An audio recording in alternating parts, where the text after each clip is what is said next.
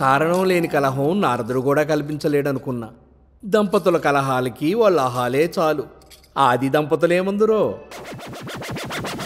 వారానికి ఒక రోజు నువ్వు వంట చేయాలి, మిగతా రోజులు వండుతావు బంగారం. ఆ నోటిదోలోకి వచ్చి తగ్గించుకొని నేను చెప్పేది పూర్తిగా విను. నైట్ ఆఫీస్ పార్టీ ఉంది. I'm sorry, I'm busy, I can't. అది జస్ట్ నీ హెడ్ వెయిటే కదా.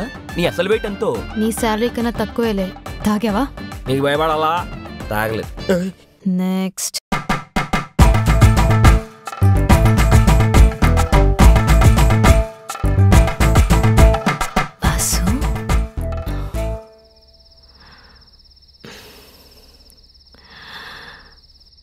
వాసు.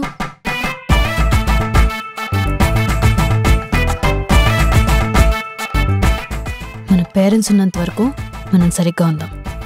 పెళ్ళమే ప్యాకాటే. ఫుడ్ని బిడ్డుని గొడవలతో కలపకూడదు.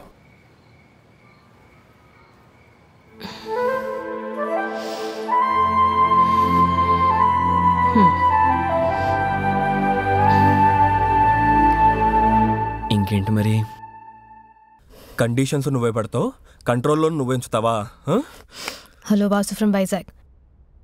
నువ్వు నా కంట్రోల్లో ఉంటున్నావని అనుకుంటున్నావంతే, కానీ నువ్వే ఉండట్లేదు.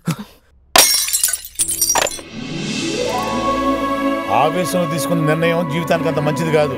ఆలోచించి డెసిషన్ తీసుకో. కొన్ని ప్రశ్నలకు సమాధానాలు ఉండవు.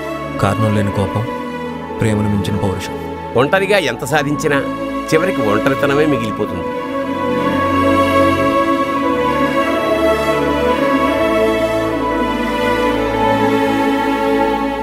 నారదముని మనసు వివాహం మీదకి మళ్ళిందే.